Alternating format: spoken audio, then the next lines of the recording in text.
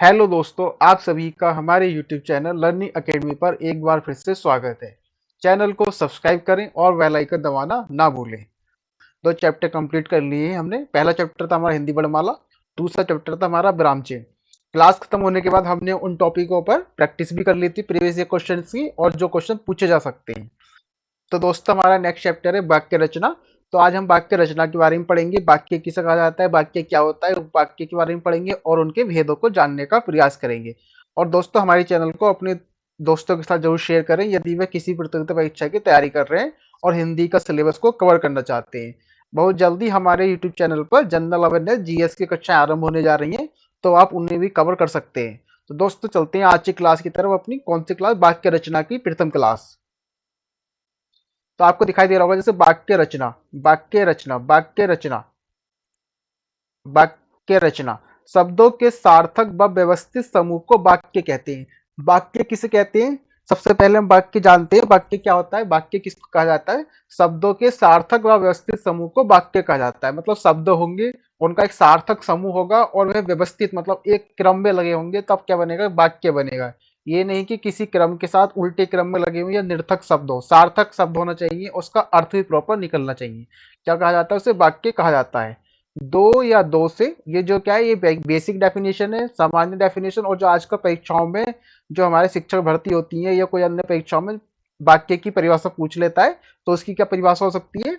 दो या दो से अधिक, दो पद हो या दो से अधिक पदों का सार्थक समूह। सार्थक मतलब जिसका अर्थ निकलता हो, समूह जिसका पूरा पूरा अर्थ निकलता हो, उसे वाक्य कहते हैं। दो या दो से अधिक पदों का सार्थक समूह, जहां पे दो या दो से अधिक पद होंगे, शब्द होंगे और उनका सार्थक अर्थ निकलेगा, उन्हें क्या कहा जाएगा? उन्हें वाक्य कहा जाता है।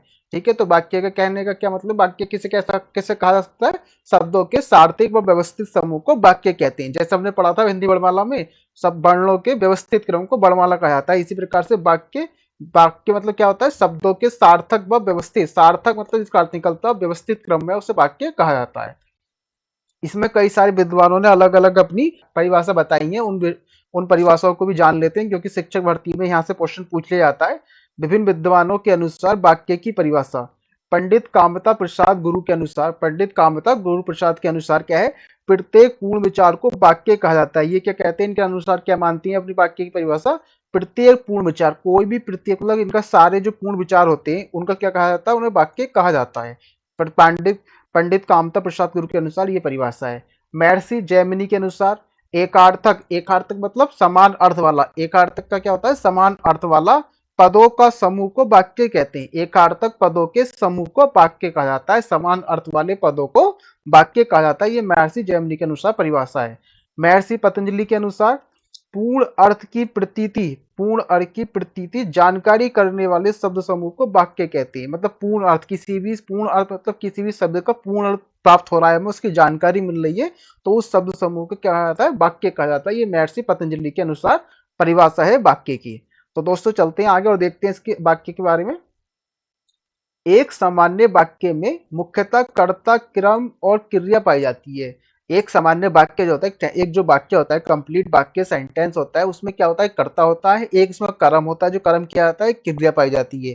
क्या पाई जाती है? ये तीनों का इनमें क्या होता है? मेल होता है। तीनों ये प्रकार के क्या एक मिश्रण है, ये वाक्य में पाए जाते हैं। जैसे उदाहरण, राम विद्यालय जाता है, राम विद्यालय जाता है। यहाँ पर राम क्या है?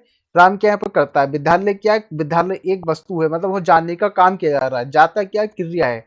कर्म क्या है? विद्यालय। ये एक पूर्ण वाक्य है और इसका एक सार्थक अर्थ निकलता है। राम विद्यालय जाता है, ये क्या है? पूर्ण वाक्य है, कंप्लीट सेंटेंस है। और इसका क्या अर्थ निकल रहा है? क्या अर्थ निकल रहा है? सार्थक की राम जानने का काम कर रहा है। कहाँ जानने का काम कर रहा है? विद्यालय जानने का काम कर रहा है। अब देख लेते हैं जैसा आगे, जाता राम विद्यालय है, जाता राम विद्यालय, ये क्या है? सार्थक समूह नहीं है, ये व्यवस्थित क्रम नहीं है वाक्य शब्दों का, इसलिए ये वाक्य नहीं बनना। इस वाक्य से पूर्ण व सार्थक अर्थ नहीं निकल रहा है, अतः ये वाक्य नहीं हो सकता। जाता राम विद्यालय, ये एक तो क्रम में नहीं है और इसका कोई अर्थ भी नहीं निकल रहा है, तो इसलिए वाक्य नहीं हो सकता। कहने का क्या मतलब है? वाक्य का एक शब्दों का सार्थक अर्थ निकले, जिसका कोई अर्थ हो और एक क्रम में हो, व्यवस्थित क्रम में, तो उसे वाक्य कहा जाता है। वाक्य के अंग, वाक्य के अंग, जिन अवयवों अंगों को मिलाकर वाक्य की रचना होती है, जिन अंगों को मिलाकर वाक्य की रचना की जाती है, उन्हें ही वाक्य का अंग या घटक कहा जाता है। मतलब कुछ अवयव होते हैं उनको मिलाकर क्या जाता है वाक्य मतलब वाक्य बना जाता है। जैसे राम विद्यालय जाता था, इसमें क्या शब्द है, चार चार शब्द है, इन अवयवों को मिलाकर एक कंप्लीट सेंटेंस कंप्लीट वाक्य बन रहा है, तो उसे क्या जाता है वाक्य का अंग या घटक कहा जाता है। वाक्य के मुख्यतः दो अंग या घटक होते हैं, वाक्य के मुख्यतः दो अंग या घटक होते हैं। नंबर एक उद्देश्य, नंबर दो विधेय। वाक्य के दो अंग है, उद्देश्य विधेय। परीक्षा में प्रश्न पूछ लेता है वाक्य के कितने अंग है, वाक्य के दो अंग है, कौन कौन से, उद्देश्य और विधेय। अब इनके बारे में जान लेते हैं वन बाई वन कर कर।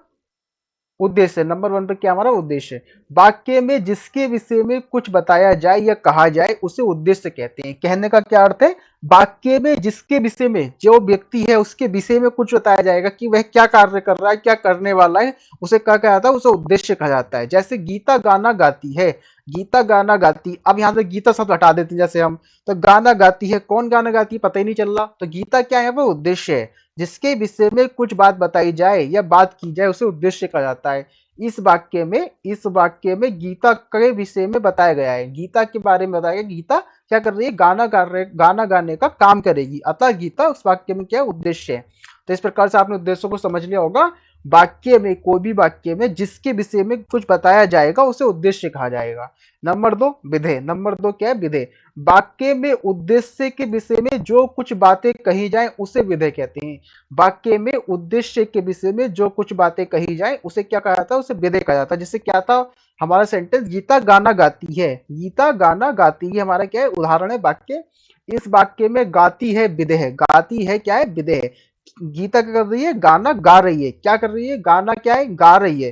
तो क्या होता है वो गाना क्या हो गया, उसका विधेय हो गया। विधेय किसके बारे में बताया जा रहा है, ये गीता के बारे में। जैसे परिभाषा से पता चल रहा है हमें, वाक्य में उद्देश्य के विषय में मतलब गीता के विषय में जो कुछ भी बातें यहाँ पे कही जा रही है, क्या कर रही है गीता, गाना गाने का काम कर रही है। तो उद्देश्य की विधेय क्या होगा यहाँ पे, गाना गाती है, गाना गाती है मतलब गाती है क्या है, विधेय है। तो इस प्रकार से आपने वाक्य के अंक को समझा। वाक्य के अंक दो प्रकार के होते हैं, उद्देश्य और विधेय। विधेय और उद्देश्य की परिभाषा पूछ लेता है। अभी यूपी ट्रिपल जूनियर असिस्टेंट की परीक्षा में 2021 लास्ट परीक्षा जो आयोजित हुई थी, उसमें उद्देश्य और विधेय की किसी एक की परिभाषा पूछी गई, तो आपको परिभाषा की जानकारी भी होना जरूरी है। अब जानते हैं उपवाक्य किसे कहा जाता है, उपवाक्य क्या होता है, ऐसा पद समूह जिसका अपना अर्थ हो। ऐसा पद समूह, ऐसा पद मतलब पद जो होती है शब्द, ऐसा शब्दों का समूह जिसका अपना अर्थ हो, जिसका कोई अर्थ हो, एक सार्थक अर्थ हो, जो एक वाक्य का अंग भाग हो और उसमें उद्देश्य और विधेय हो, उपवाक्य कहलाता है, उपवाक्य कहलाता है। कहने का क्या मतलब है, शब्दों का ऐसा सार्थक समूह जिसका अर्थ हो, जिसका कोई अर्थ हो, उसके अंग हो, जिसमें क्या अंग, क्या अंग कौन कौन से थे हमारे, उद्देश्य और विधेय, कौन कौन से, जिसमें उद्देश्य और विधेय दोनों अंग हो वाक्य के, उसे क्या कहा जाता है, उसे उपवाक्य कहा जाता है। उपवाक्य की परिभाषा क्या है, ऐसा पद समूह जिसका अपना अर्थ हो, जो एक वाक्य का अंग हो और जिसमें उद्देश्य और विधेय पाए जाते हैं, वह उपवाक्य कहलाता है। तो उपवाक्य की डेफिनेशन भी आपसे शिक्षक भर्ती परीक्षा में पूछ सकता है, तो आप उपवाक्य की परिभाषा को आप जान लिए। अब चलते हैं आगे दोस्तों, वाक्य के भेद। वाक्य के भेद जान लेते हैं। अभी हमने क्या क्या पढ़ लिया, वाक्य किसे कहा जाता है और वाक्य की विभिन्न विद्वानों के अनुसार परिभाषा जानी। उसके बाद हमने वाक्य के अंग को जाना, फिर हमने वाक्य के मतलब उपवाक्य को जाना। तो हमने इस प्रकार से तीन चीजें कर ली। अब पढ़ते हैं वाक्य के भेद। वाक्य के भेद कितने होते हैं, किस प्रकार से होते हैं। तो वाक्य के भेद पांच प्रकार के होते हैं। कितने प्रकार के होते हैं वाक्य के भेद, वाक्य के भेद पांच प्रकार से, वाक्यों को पांच भेदों में बांटा गया है। नंबर एक है अर्थ के आधार पर, दूसरा है रचना के आधार पर, तीसरा है शैली के आधार पर, चौथा है क्रिया के आधार पर, और पांचवा है आकृति के आधार पर। किसके आधार पर, आकृति के आधार पर। तो आपसे प्रश्न पूछा जाए कि वाक्य के कितने भेद हैं, तो वाक्य के पांच भेद हैं। पांच प्रकार के भेद होते हैं वाक्य के, कौन कौन से, अर्थ के आधार पर, रचना के आधार पर, शैली के आधार पर, क्रिया के आधार पर और आकृति के आधार पर। ये वाक्य के पांच भेद हैं। अब इनके भी भेद होते हैं, उनको हम जानने का प्रयास करेंगे आगे, फिर उसका देखेंगे किस प्रकार से वो वाक्य के भेद बनते हैं। अर्थ के आधार पर नंबर, वाक्य का भेद का प्रथम पार्ट क्या है हमारा, अर्थ के आधार पर। अर्थ के आधार पर हमारे भेद कितने होते हैं, आठ भेद होते हैं। अर्थ के आधार पर हमारे आठ भेद होते हैं। रचना के आधार पर हमारे तीन भेद होते हैं, शैली के आधार पर तीन भेद होते हैं, और क्रिया के आधार पर दो भेद होते हैं, और आकृति के आधार पर दो भेद होते हैं। तो सबसे पहला क्या है, वाक्य के पांच भेद होते हैं। कौन कौन से, अर्थ के आधार पर, रचना के आधार पर, शैली के आधार पर, क्रिया के आधार पर और आकृति के आधार पर। याद करिए आप, अर्थ के आधार पर कितने होते हैं, आठ होते हैं, केवल आठ अर्थ के आधार पर होते हैं। रचना और शैली के आधार पर तीन तीन प्रकार के भेद होते हैं। क्रिया और आकृति के आधार पर दो दो प्रकार के भेद होते हैं। अब इनके हम वन बाई वन करके जानते हैं कि कौन कौन से भेद होते हैं। सबसे पहले पढ़ते हैं अर्थ के आधार पर। अर्थ के आधार पर कितने भेद थे हमारे, आठ भेद। नंबर एक, विधि या विधानवाचक वाक्य, विधि या विधानवाचक वाक्य। नंबर 2 निषेधात्मक वाच्य, निषेधात्मक वाक्य मतलब नकारात्मक वाक्य। नंबर 3 प्रश्नवाचक वाक्य। नंबर 4 इच्छार्थक वाक्य, इच्छा मतलब इच्छा जाहिर की जाएगी यहाँ पे। संदेह या संभावनार्थक वाक्य, संदेह किया जाएगा यहाँ पे, संभावना होगी तो वहां पे क्या होगा, संदेहार्थक वाक्य होगा वो। आज्ञार्थक वाक्य मतलब जहां आज्ञा देने का कार्य किया जाएगा वहां आज्ञार्थक वाक्य होगा। शर्त सूचक या संकेतार्थक, शर्त होगी वहां पे या संकेत दिया जाएगा, वहां पे कौन सा होगा, शर्त सूचक या संकेतार्थक वाक्य। नंबर 7 होगा हमारा शर्त सूचक या संकेतार्थक वाक्य। नंबर 8 विस्मयादि बोधक वाक्य। नंबर 8 विस्मयादि बोधक वाक्य। विस्मयादि बोधक चिन्ह हमने विराम चिन्ह की कक्षा में पढ़ा था, विस्मयादि बोधक चिन्ह कहाँ प्रयोग होता है, किस प्रकार से प्रयोग होता है, तो वाक्यों में किस प्रकार से प्रयोग किया जाएगा उसको जानेंगे। तो अर्थ के पदार्थ पर ये हमारे 8 प्रकार के वाक्य के भेद हैं। अर्थ के आधार पर हमारे कितने भेद होते हैं, 8 प्रकार के। नंबर 1 विधि विधि या विधानवाचक। नंबर 2 निषेधात्मक या नकारात्मक। नंबर 3 प्रश्नवाचक। नंबर 4 इच्छाचार्थक। नंबर 5 संदेह। नंबर 6 आज्ञा। और नंबर 7 शर्तसूचक या संकेतार्थक। नंबर 8 विस्मयादिबोधक चिन्ह। ठीक है, तो ये 8 प्रकार के हमारे अर्थ के आधार पर वाक्य के भेद होते हैं। तो अभी इनके बारे में हम अपनी नेक्स्ट क्लास में पढ़ेंगे वन बाई वन करके कि किस विधि वाक्य में क्या होता है, नकारात्मक वाक्य में क्या होता है, प्रश्नवाचक वाक्य में क्या होता है। इस टाइप से हम नेक्स्ट क्लास में अपने कवर करेंगे वन बाई वन करके। अब जान लेते हैं इसके आगे। रचना के आधार पर, रचना के आधार पर हमारे कितने प्रकार के वाक्य थे, रचना के आधार पर हमारे 3 प्रकार के वाक्य होते हैं।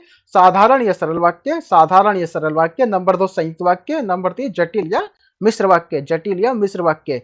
तो आपको पता चल गया रचना के आधार पर 3 प्रकार के वाक्य होते हैं, कौन कौन से, साधारण वाक्य या सरल वाक्य। नंबर 2 संयुक्त वाक्य। नंबर 3 जटिल या मिश्र वाक्य।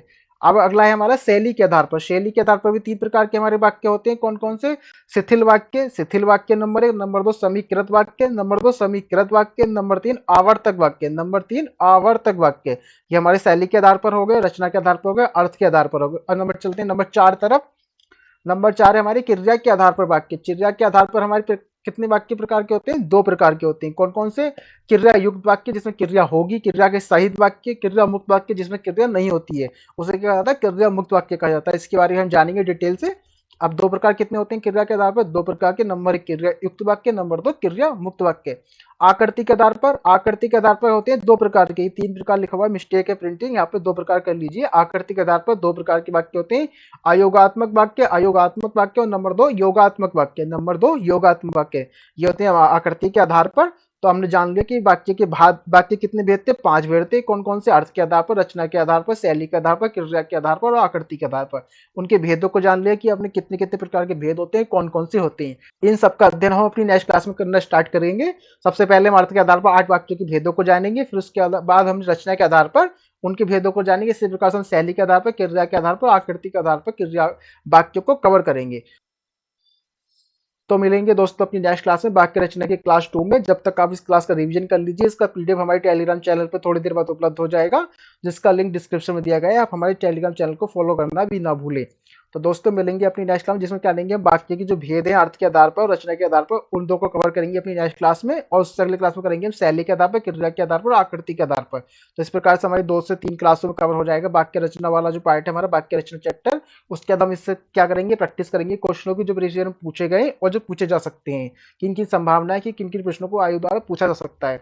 तो दोस्तों इस क्लास को अपने दोस्तों से जरूर शेयर करें और हमारे यूट्यूब चैनल को जरूर सब्सक्राइब करें और बेल आइकन दबाना ना भूलें।